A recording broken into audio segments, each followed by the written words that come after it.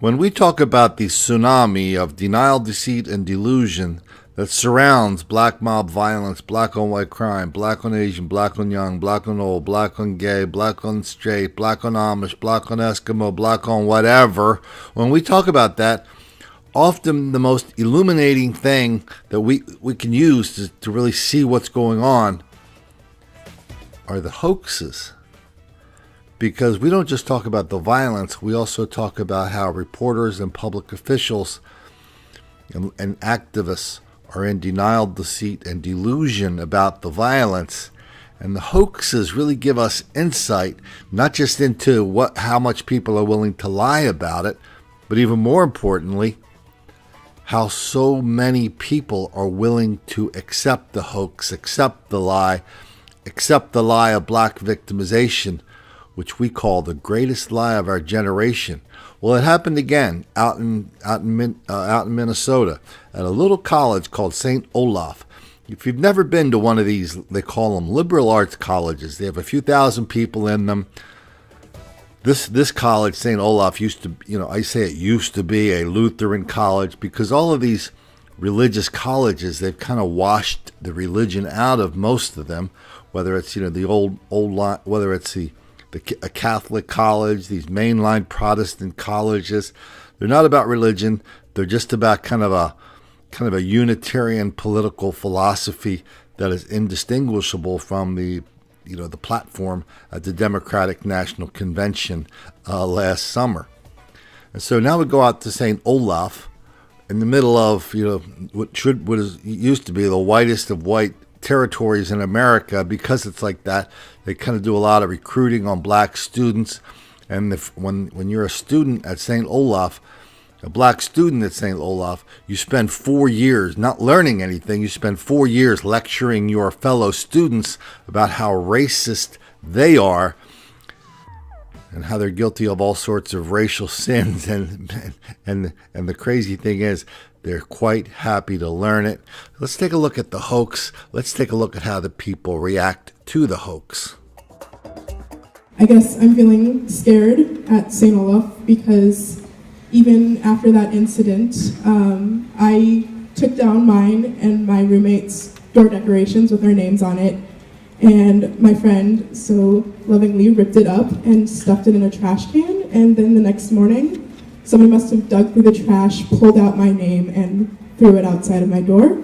And so now it's gotten to the point where I can't turn a corner without feeling like somebody's going to be there waiting for me, and it's just really hard and scary sometimes. But I'm so thankful for everybody here who's supported me through these last few days.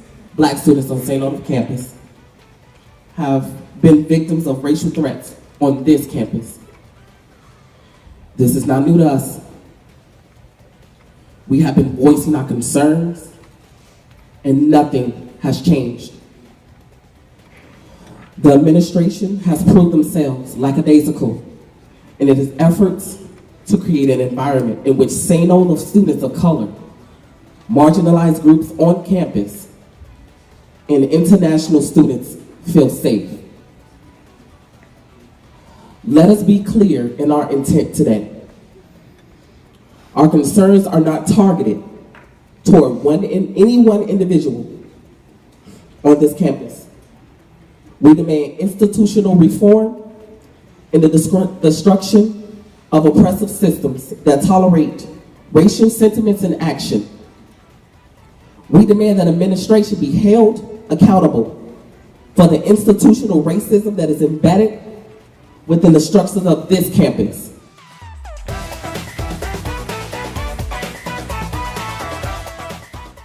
You wanted my frank response, and this is it.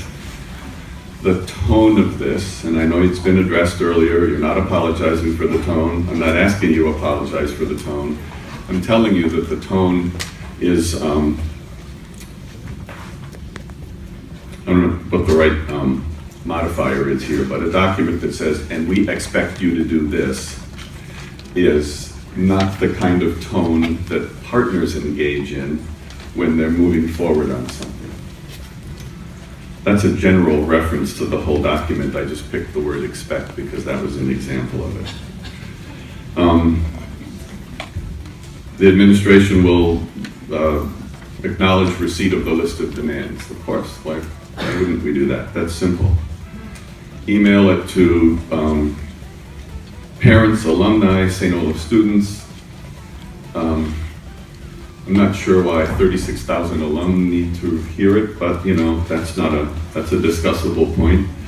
The public disclosure has to occur within 3 hours. I think this document needs to lose all of the 3 hours. I mean, if 3 hours and 15 minutes happen, would that make a difference? Is it 4 hours? Again, this is part of the tone thing. You have to do this, you have to do that, you have to do it on our timeline. Pass on the list of demands to the board, already done that. Provide space and time for the drafting committee to meet with the Board of Regents in person. As I say, there's an opportunity to speak with the board at the upcoming meeting. It's not the drafting committee necessarily on this topic. My last point is, when you said the list of people, list of groups or organizations that is part of this investigation about the racial incidents that occurred, you miss out the actual victims, because I have not yet been contacted by any administration about these investigations.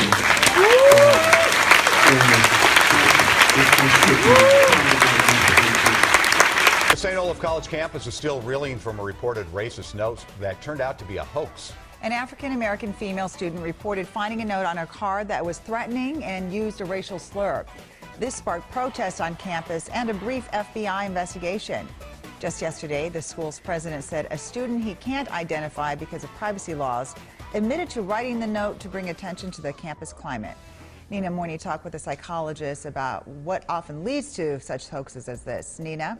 Amelia, it's really complicated. This note was the 7th of its kind to be reported on the Northfield campus. Those other notes are still being investigated. Psychologists we talked with today say the fake note shouldn't take away from real concerns on campus. Raw emotion erupted on the St. Olaf campus when news of a threatening and racist note spread. Any type of false accusation is a lightning rod. The note turned out to be a fake, according to the college. But psychologist Dr. Cheryl Bemmel says she hopes the school community will continue to focus on moving forward in a spirit of unity. We can't forget that there are very likely some pretty deep emotional wounds that would lead to this kind of a behavior. And while Bemmel doesn't know the student who fabricated the note, she says hoaxes happen for a variety of reasons, depending on the individual. It's very difficult to feel isolated and unheard and not as visible. But she says what is certain is an opportunity for growth moving forward as a campus. It can lead to more discord or it can lead to some healing, and it depends on how the institution and the community deal with the issue. I love how the reporter comes on and says everything's very complicated. That's what liberals say when you catch them in a lie. It's pretty straightforward. No, they were lying. They got caught. And even after they got caught, what did the doctor say? What did the psychologist say? The psychologist said, well, we can still have a teaching moment because the person who would make something like that up must be scarred from some very real experiences. Not one word about the people who were scarred by the lie. Not one word by people who were scarred by the tsunami of hoaxes all over the country now. Remember after the Trump election, the Southern Poverty Law Center came out. What's the newest number? Is it 10,000? Is it 100,000? Is it 100 million? It doesn't really matter. Because one after another, these hoaxes are falling over. They're being revealed just like little dominoes tripping into the horizon.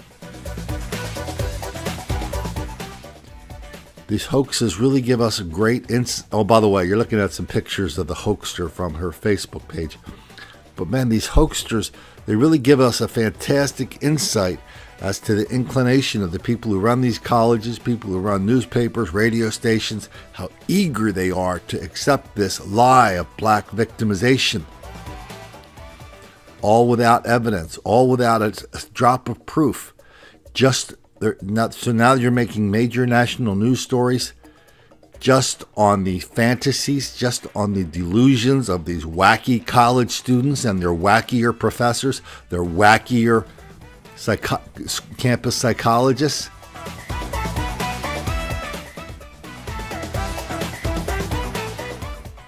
That's how bad it is. But that's how good it is. We get to see it so often as we expose the greatest lie of our generation, the myth of black victimization, even if that does make a few black kids angry.